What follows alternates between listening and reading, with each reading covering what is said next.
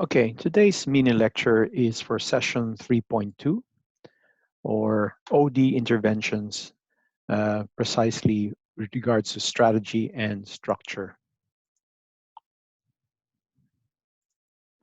Okay, I've shown this slide to you before, some sessions back, but it just sort of highlights the fact that when we create strategy for our organization, that basically influences or impacts the organizational processes within the organization, as well as the structure of the organization.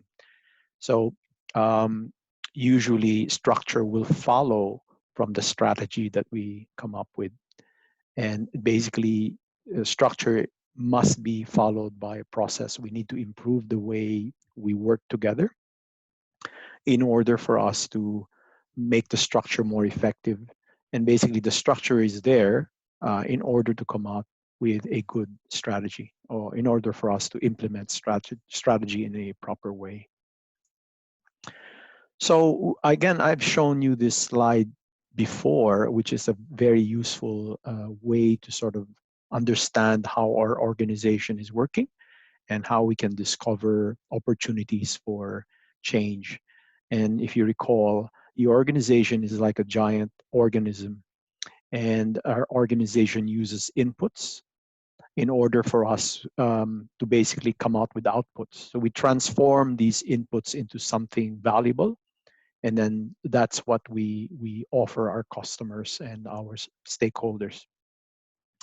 But we note from this model that our transformation of these inputs can or should involve the environment as well. So in other words, we have to consider what's going on around us when we make strategic decisions. So again, this is something not new. We've talked about this if you've ever taken a introductory management unit. The environment is an important part of decision making among managers. So they have a look at our general environment, which is things that affect industries, various industries, not just our own. So this includes any social trends, economic trends, or even ecological forces, for example, climate change. So all of these things affect not just our industry, but different industries. Nevertheless, it is something that is quite important for us to take note. A great example, again, is the COVID-19 crisis that we're currently undergoing. Now, this is something that's happening in our general environment, and it's affecting not just the education industry, but all the industries. We have to work from home, and some people lost their jobs, again, because of something that's happening in the global environment. So when we look at task environment, we are looking at the factors that are impacting directly our company and our industry. So the education industry, for example. So whatever's happening with our customers, our suppliers, our competitors within the education industry, all of these belong to what we call the task environment. And we examine all of this in order for us to come up with better strategies. So McKinsey, which is the famous consultancy firm, has come up with this wonderful model called the 7S model. And what it does, it helps us understand how elements within our organization interact. And it also gives us an idea on how we can carefully look at our organization and see if there are any opportunities for us to improve. And again, these lines show that each of these elements are connected in one way or another. So usually it starts with a shared vision. So this is an agreement within the organization that this is really the way we're doing business. These are the general aims of our organization. And it also underlines the basic purpose and vision, basic purpose and mission of our organization. From that central vision stems a strategy. So the strategy helps us understand what are we supposed to do to accomplish this vision. From that strategy, we need to know, of course, what's the perfect structure within our organization that can enable us to maximize this strategy. So, for example, if our strategy is to improve our products and come up with new products every 3 years, then we need to have a structure that carefully supports this notion of continuous improvement of our products. So I can imagine you have a very strong research and development department that might be existent in every department or every division within an organization. So that's an example of a structure that supports a strategy. Our systems within the organization have to be very strong. So the systems include not just our software, but even the way we do business, the way we communicate with each other, the way we coordinate with each other. Style means our leadership style. So the leadership style of our CEO, the leadership style of our managers, all of that have, again, plays a role in the way we manage the organization. So an example of a leadership style might be a very authoritarian type of approach where one person makes decisions, doesn't allow people to participate, and basically there's very little room for discussion, and that kind of style actually might be something appropriate if, let's say, the organization needs to have a quick transformation.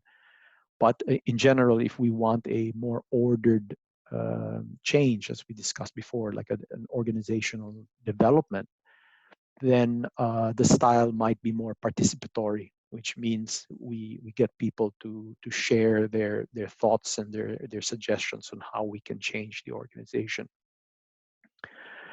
The next element is the staff, which basically tells us how many people do we need for us to achieve this vision or this strategy.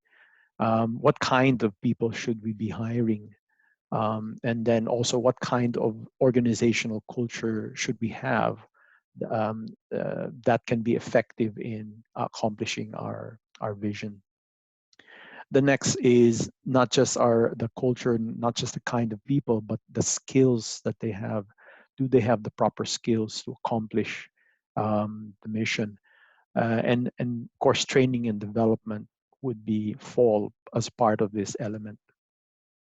So again, the 7S helps us understand how each one is connected to each other, how each element is connected to each other, and also gives us an idea on how we can diagnose the issues within an organization.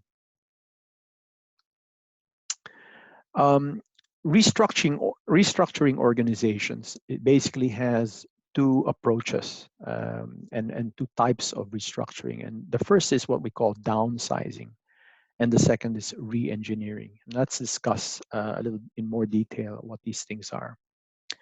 So downsizing refers to interventions that are aimed at reducing the number of people within the organization, or reducing the manpower. And there could be various reasons why we are doing that. One very common reason is we're trying to be more efficient, and we're trying to cut down the costs of an organization. But when we do downsizing, obviously there are some stages required to do that. We need to know what again, it stems from the strategy. It stems from, what are we trying to do with our organization, the basic brushstrokes of where we're going. And then we assess our options, our downsizing options, and make relevant choices. We implement the downsizing, which, by the way, can impact lots of employees. So it's not an easy thing to let go of employees. It causes a lot of emotional distress, and we need to address the fact that whoever we have removed and whoever's left behind, those that are left behind will be very insecure. They will always feel that who's next? Are they next? When is this going to happen again? So we have to be very careful to make sure that there is no psychological reaction that's on the long term to this downsizing effort that we've done. We also have to take care of those who we have asked to leave, knowing that these people are human beings. They have their own personal needs, and many organizations go an extra step to try to make sure that those who have been downsized are taken care of. So a lot of companies offer uh, job development, or sorry, personal development training, so that these people who have left can actually find a job right away. Some organizations help them with their job seeking needs. And of course, the last stage is we follow through with whatever plans that we have in terms of the downsizing, and basically measure on how well these new plans are actually working. Can we in fact work with less people in the organization? So here are some basic downsizing tactics. The first is the most common, which is reducing the number of people in the organization. And that simply, again, is a cost-driven tactic. And our main goal there is just to save us money, save costs and expenses. So some organizations simply do an attrition type of move, which is whoever resigns, then we don't replace that person. So this is the natural turnover. Many organizations experience maybe 15 to 20% of their workforce leaving for one reason or another, for personal reasons. It could be to start a family, or maybe they're just tired of that job and they move to find other work. And this attrition, the organization that aiming to reduce their workforce will simply aim not to replace a person that has left.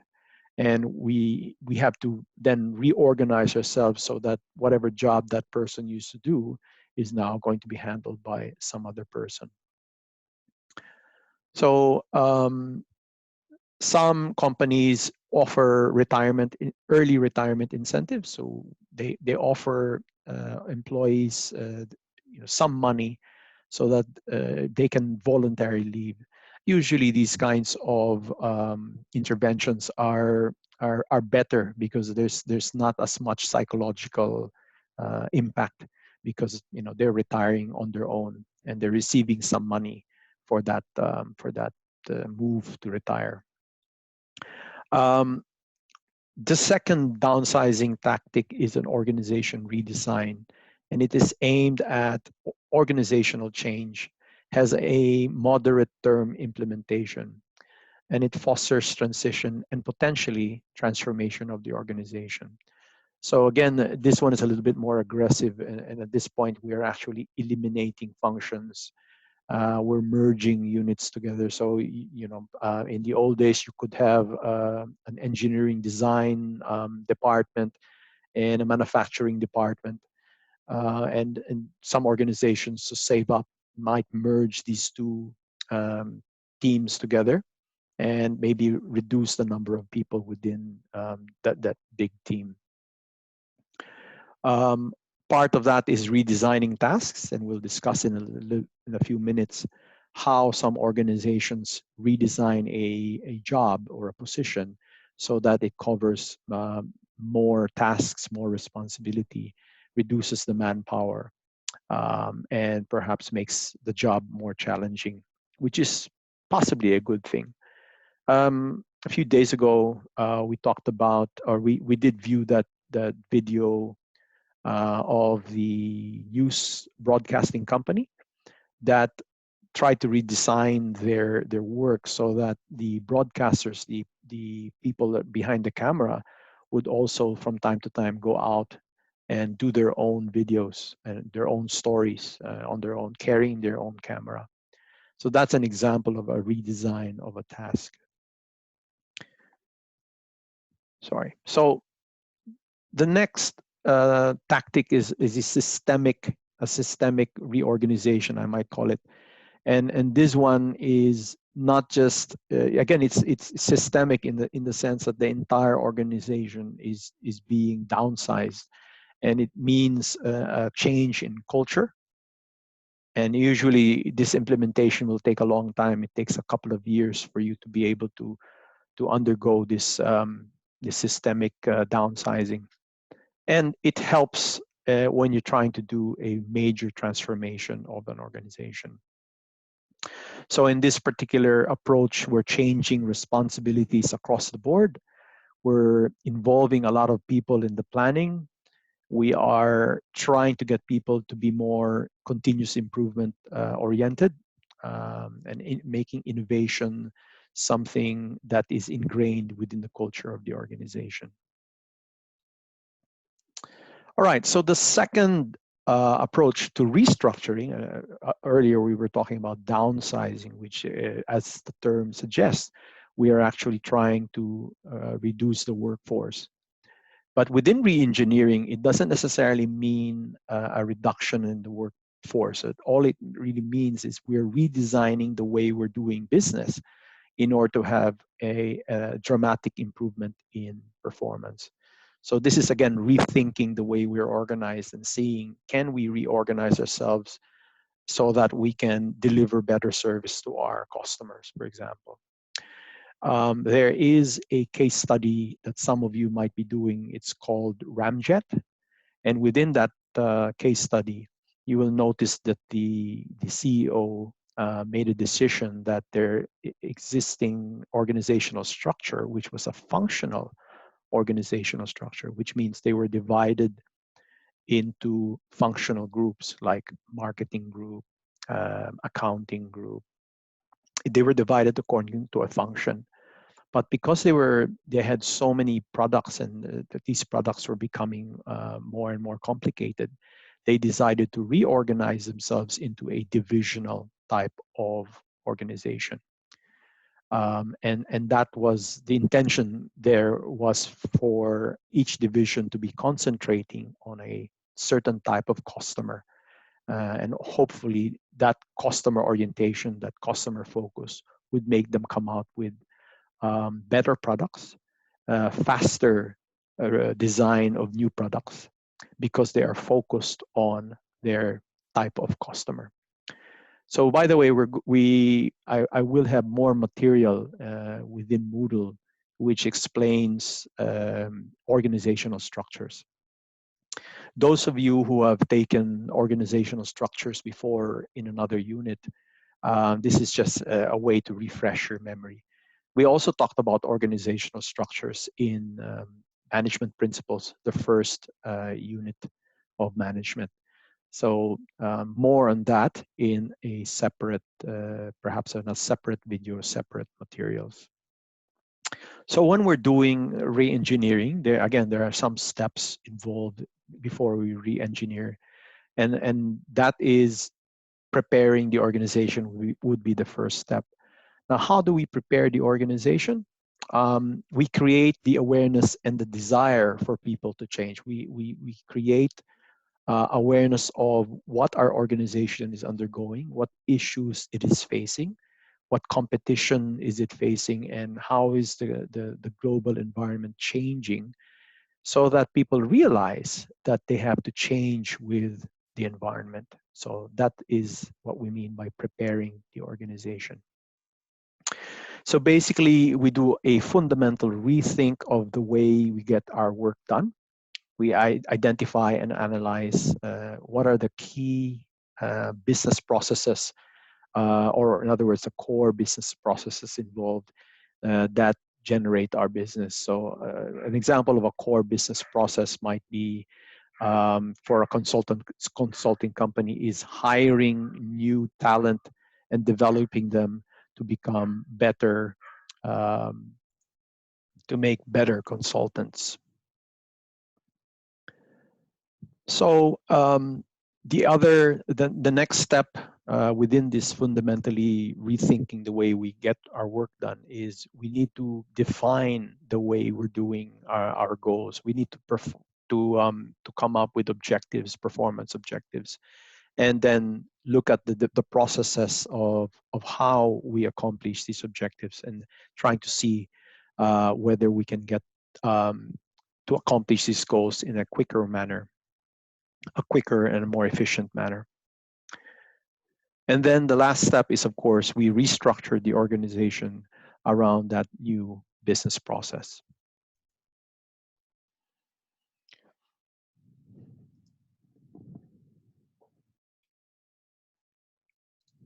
So another intervention that can come in handy when we're doing a restructuring is also looking at the job design of each position within the organization. So another word for that is work design. So basically there are four approaches to redesigning a job, and we'll go into that in a while. Okay. So there are basically four approaches. The first is probably the oldest redesign technique that's out there. And if you remember your management principles, this was a person named Taylor came up with this strategy of reducing the number of tasks or the variety of tasks that a person does, let's say within the factory, and if you reduce the number of tasks, hopefully the few tasks that are remaining for that person, he will do in a more in a quicker manner. So that focus, because it's that the person is specializing in a particular job, he learns how to do the job quicker. He does it in a more systematic way, as you know, as time goes by. So you learn a new skill. The more you do the skill, the better you get at doing it. So that's the first approach. That approach does have its negative factors, or its characteristics. And the problem with job specialization is it is kind of demoralizing. Imagine if you learn how to do something and you do that same thing over and over and over again. After a while, an employee gets bored doing it, and he basically doesn't learn anything new, and that is a problem. So what many experts have done is gone beyond just reducing the task variety and specializing. What they've done is they've gotten people to rotate, moving one employee from one position to another. So, for example, if you're a builder and you know you renovate homes, so a person that is a very good carpenter, so he's usually quite good at you know, making doors or perhaps installing the walls, etc. And you might train that person to be a painter. So he learns a new skill, which can be something you know, motivating for a person to be learning something new. And he moves from being a carpenter to a painter, so he learns that new role. And then after say a few months of doing that, you might move him to, you know, building a roof. So again, that's a new skill that he might learn. And you might say, well, you know, that's actually an improvement in the sense that employee is learning something new, which he can in the future use. Let's say if he becomes a builder on his own, and he becomes the employer, then he understands what each role demands.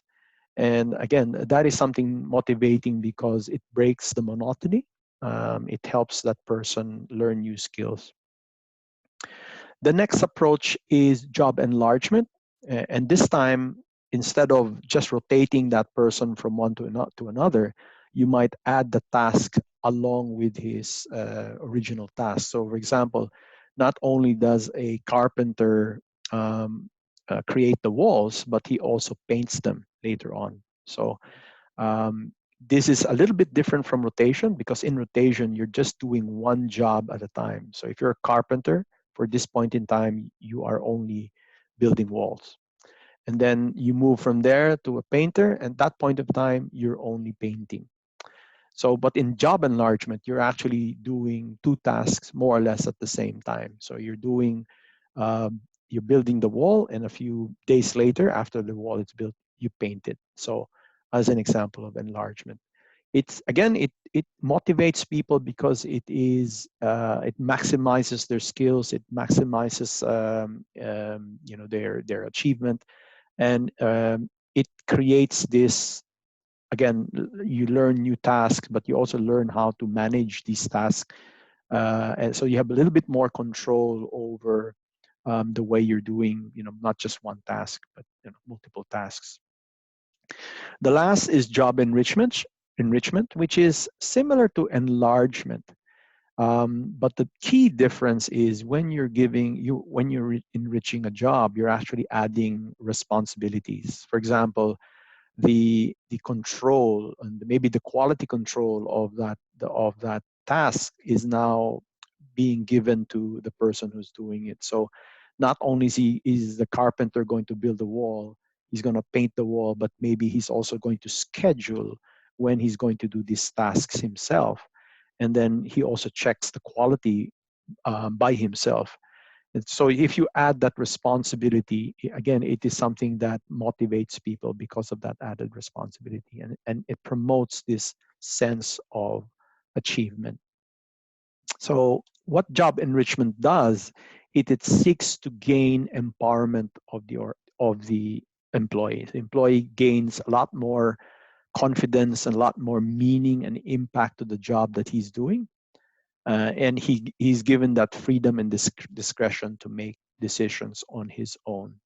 And because of that, he gains confidence and, of course, competence. So these are the reasons why job enrichment is actually highly recommended to employees, to give them motivation to do their jobs. However, job enrichment does have some negatives, some barriers involved in it. Not all employees take to job enrichment the same way. Some of them are impacted negatively. So a lot of it depends on a worker's knowledge and skill levels and ability. So if that person does not have the ability, then he's going to do a poor job, and it usually means basically demoralizing failure. So an example of this is, if you're getting a carpenter to be painting walls at the same time, then you need to train this person on how to paint. So if the only thing he knows is carpentry, he's not going to do well as a painter because he doesn't know how to do it. And if he doesn't know how to do it, then failure it might happen, which again causes this dissatisfaction and, of course, regret on the part of the employee. So we should know that most people have some amount of growth need. So a motivation to grow or motivation to learn new things. Some people have a stronger growth need than others. So some people don't like to learn new things, and therefore giving them a job enrichment may not work out because they're just happy doing, the simple tasks that they've been initially assigned to do. Okay, let's move on. So again, designing work or job enrichment and even job rotation depends a lot on the personal motivation of that person. And if you recall our organization behavior lessons, again, it's from a previous unit, we note that most human beings have what we call a social need, a desire for significant relationships within their lives or within organizations. And if we get them to work in teams, usually that's a positive because it's fulfilling that social need. And again, as I mentioned, growth needs, desire for personal accomplishment, learning, and development. Some people, as I said, don't have a strong need for growth, and therefore you need to consider that, because some people, again, are just happy and content doing the usual things that they're doing. Some of them may, everybody's got an amount of social need, but then for some people, social needs are even greater than their growth needs. So, it's more important for them to have friends and not so important for them to be learning new things. So again, that's one of the things we need to consider when we're doing a job redesign. Recall that motivation is all about, you know, drivers. For drive theory, for example, these are the things that drive people to do certain things. So, and Maslow's hierarchy of needs is one of those theories. And under Maslow, we were saying that everybody's got a physiological need, you know, to satisfy, which is includes um, food, shelter, and safety means that we want to keep ourselves safe from harm. Belongingness is a social need, in other words, the need for relationships. And esteem is our need to increase our status in society. And finally, self-actualization, which is our achievement needs. So all of that is actually captured in the four drive theory. Bond is the same as belongingness. Acquiring means acquiring status, so that's part of esteem. Learning new things is part of our self-actualization need. And defend, our drive to defend ourselves, has something to do with our physiological and safety needs according to Maslow. Okay, that's it for our mini lecture. Please, again, I'm going to have another set of materials which is a review of organizational structures. So I would recommend that you go and see those material in order for you to review the concept of organizational structures.